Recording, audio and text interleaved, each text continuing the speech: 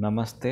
मैं चैतन्य चौहान हूँ। मैं पटना बिहार से हूँ और मैं आप लोगों के साथ अपने एस्पिरेंट्स के साथ अपनी जर्नी शेयर कर रहा हूँ उस जगह बैठ के जहाँ से ये सब पॉसिबल हुआ था। मेरा प्यारा स्टडी टेबल और मेरी चेयर। तो हुआ कुछ ऐसा कि मैं 2019 के एंड में आया इधर घर पे। टाइम मैंने बहुत वेस्ट कर दिया था और धीरे धीरे मैं भी रियलाइज़ कर रहा था कि नहीं, बहुत लेट हो गया, बहुत गलत किया।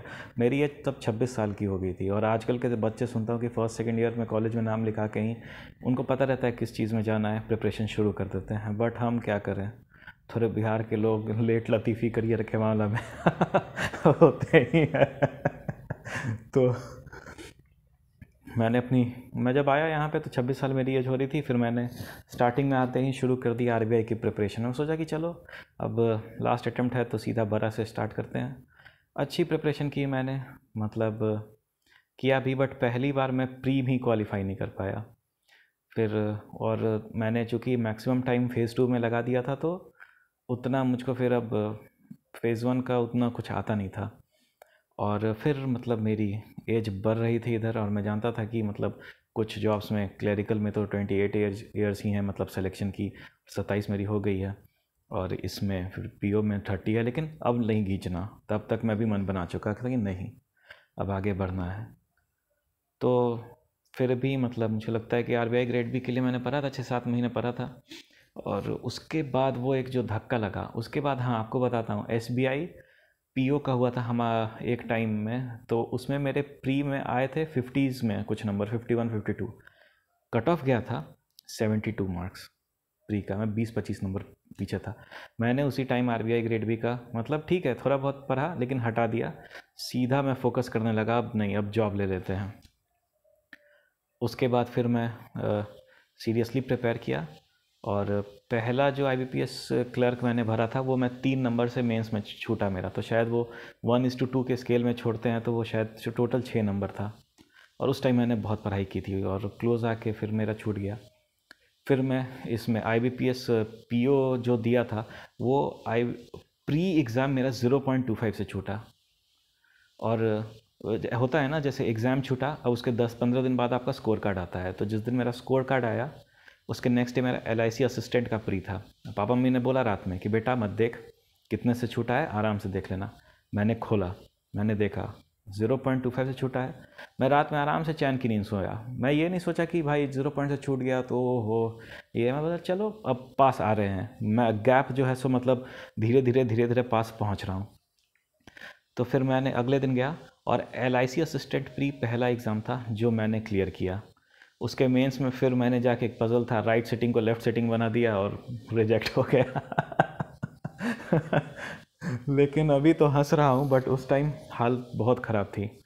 अंदर से डर लगता था। और चूँकि मेरी एज इतनी हो चुकी थी, मैक्सिमम मेरे एज में उस टाइम लोगों की, दोस्तों की शादी वादी हो गई थी और नए जगह हम लोग शिफ्ट किए थे तो यहाँ पे कुछ फ्रेंड्स भी नहीं हैं। और जो हैं एक दो तो उनसे उतनी बात होती नहीं है क्योंकि सब अपने लाइफ में इस एज में बिज़ी रहते हैं, कोई जॉब में, कोई मैरिड रहते हैं। तो मुझको याद है मैं अपने छत पे एक दिन सुबह अकेले में चढ़ के रो भी रहा था और सामने से एक दो आंटी ने देखा था। फिर मैं चला आया अंदर और वो लोग भी समझती थी कि हाँ इतना काम कर रहा है, ये कर रहा है, वो कर रहा है, कभी ना कभी मिल ही जाएगा।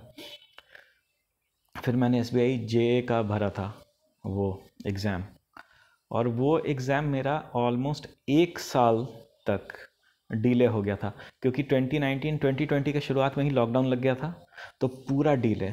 और वो इतना फ्रस्ट्रेटिंग फेज़ था। उस टाइम मैं क्या करता था कि अनिल सर के वीडियोस डेली बेसिस पे देखता था।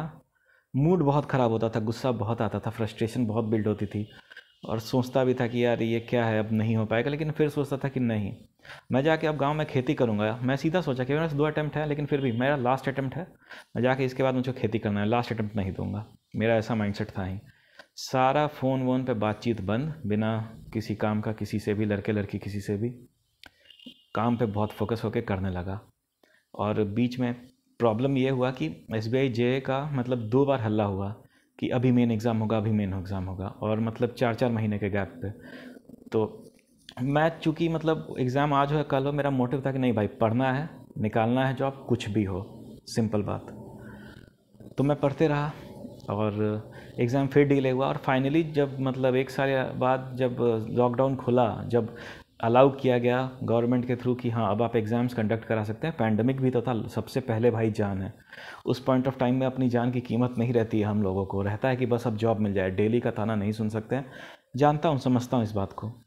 मैं गया, एग्ज़ाम लिखा और मेरा एग्ज़ाम 0.75 से छूट गया।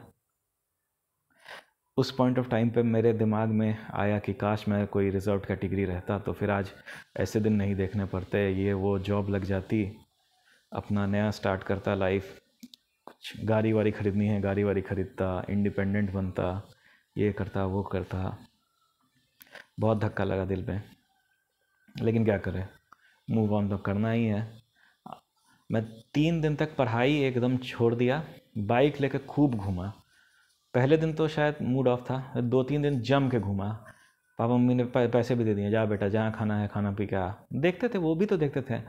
और मेरे मम्मी पापा के इतने, मेरे क्या इनफैक्ट हमारे सब के इतना हमारा केयर करते हैं, आप नहीं समझ पाओगे।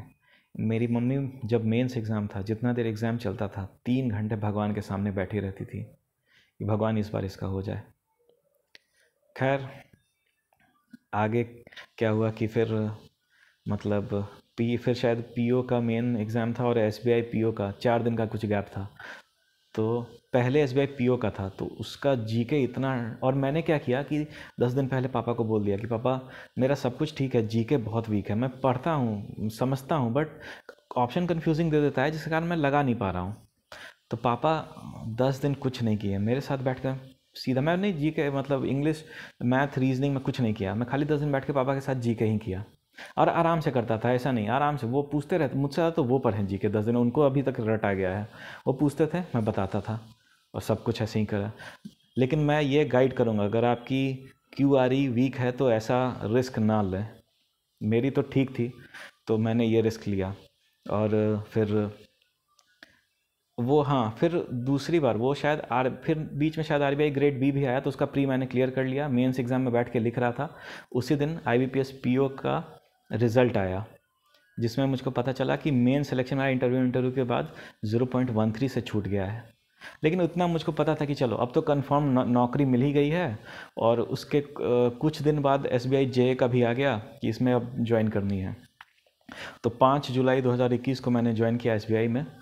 और मतलब एक चीज़ मैं आप लोगों को बताता हूँ, मेरा पहले बैंक से ज़्यादा कनेक्शन नहीं था, मैं नहीं जाता था ज़्यादा, मैं सारा काम मतलब ऑनलाइन फ़ोन के थ्रू पहले से ही करता हूँ, तो मुझको उतना आइडिया नहीं था। और बैंक में जाके मुझको एहसास हुआ कि हाँ वर्कलोड है, एम्प्लॉयज़ दिल लगा के काम करते हैं, कस्टमर्स भी अच्छे होते हैं। कभी कभी सिचुएशन ही ऐसी बन जाती है कि थोड़ा क्लैश होता है, जिसको दोनों साइड से सॉरी बोल के, अगर स्टाफ की गलती है तो वो बोले, अगर कस्टमर की गलती है तो वो भी समझ ले कि हाँ ये है, और बात ख़त्म करें। क्योंकि मैं जानता हूँ हम एज अ स्टाफ, हमको भी काम करके घर जाना है, आप एज अ कस्टमर आपको भी काम करवा के घर ही जाना है। तो बेकार में अब बात बढ़ा के किसी को कुछ नहीं मिलता है, और यही सब बातें हैं। और फिर मैं इधर एसबीआई में काम कर रहा था, और 31 मार्च इधर 2022 को मेरा इसमें रिज़ल्ट आया पीओ वाला। तो मैं अब काम कर रहा हूँ, फ़ोन नीचे रखा हूँ, ऐसे ड्रॉवर खोल के देख रहा हूँ हर दिन सुबह से। मन तो लग नहीं रहा है कि यार आज क्या होगा क्या होगा, बस जल्दी आ जाए रिज़ल्ट, अब नहीं करना वेट। और किस्मत देखो कि जब एकदम थक गया कि भाई सुबह 10 बजे से शाम 5 या 5:30 बजे तक, और 31 मार्च को ऐसे भी बैंक क्लोजिंग होती है, मैं देखा कि नहीं आ रहा है, मैं फिर फ़ोन हटा दिया। फिर मेरे भाई ने मुझको फ़ोन किया, वो बोलता है हेलो भैया बैंक मिल गया है। बोला अरे वाह, तो अच्छा नहीं हुआ, लेकिन बढ़िया बैंक नहीं मिला है। बोला अरे यार बताओ तो कौन सा बैंक मिला, बढ़िया बैंक नहीं मिला है, जितना मेहनत किए थे उसका आउटपुट नहीं मिला। बोला अरे बताओ ना यार कौन सा बैंक मिला। बोलता है कैनरा बैंक मिल गया। तो तो मतलब मेरे इंसिडेंट्स में मैं बता रहा हूँ आपको कि फेलियर के टाइम में मैं, मतलब मैं क्या, कोई भी इंसान, ये मैंने भी तो बुक्स में पढ़े हैं जो पहले किसी इंसान ने फॉलो किया होगा, कि सिंगल माइंडेडली आप अपने काम पे फोकस रखो, आपको सफलता ज़रूर मिलेगी। और कभी कभी फेलियर, छोटा फेलियर बड़े सक्सेस के का आपका वो उधर आपको डायरेक्ट ही करेगा। यही मुझको कहना है। और जानता हूँ कि प्रिपरेशन टाइम में अभी थोड़ी जॉब क्राइसिस है, यूथ बहुत ही ज़्यादा आक्रोशित हैं, बट गुस्से से किसी का कुछ नहीं मिलता और हम अपना ही नुकसान करते हैं। अच्छा है कि हम अपने कर्म में लगे रहें, वहीं से ही आउटपुट देता है। और मैं आप लोग को इतना ज्ञान दे तो रहा हूँ, लेकिन मैं खुद अब पहले जैसा जितना फोकस होकर मैं उस टाइम काम किया था वैसा अब नहीं कर पा रहा हूँ। और अब मैं लाइफ में जो भी मिला है मैं उसमें संतुष्ट हूँ। अब इसी में आगे बढ़ना है और मुझको अब कोई लालच नहीं है दूसरा तीसरा एग्ज़ाम लेने का। और अनिल सर, आपका बहुत बहुत धन्यवाद। मैंने बहुत सारे टेस्ट सीरीज़ लिखे हैं, प्रैक्टिस मॉक हो गया, ऑलिव बोर्ड हो गया, आपका वाला, सबका लिखा। और आप हर दिन, हर 5 दिन पे या 10 दिन पे बताते रहते हो कि आज ये मॉक लिखते हैं, आज ये मॉक लिखते हैं, शेयर करते हैं। स्मार्ट एनालिसिस होती है कि इतने मार्क्स आएँ, आप इस ये में करते हो। एक टारगेट जोन होता है, मतलब मैं अभी एस्पिरेंट्स को बताता हूँ कि 90 परसेंटाइल से अगर ऊपर आपका आ रहा है तब बहुत अच्छी बात है, आपका सिलेक्शन के आप बहुत नज़दीक हो। फिर स्ट्रैटजी पे काम करो और टेंशन ना ही लो तो अच्छा है। बाकी भगवान का बहुत बहुत धन्यवाद और आप सबको ऑल द बेस्ट, मेरे यंगस्टर जो एस्पिरेंट्स हैं और हमारे एज के जो बूढ़े लोग हैं। अच्छाई अच्छे लोगों के साथ अच्छाई अच्छा ही करती है, तो हताश और निराश कृपया ना हो। एक रास्ते बंद होंगे तो 10 और रास्ते खुलेंगे। चलिए, जय हिंद, जय भारत।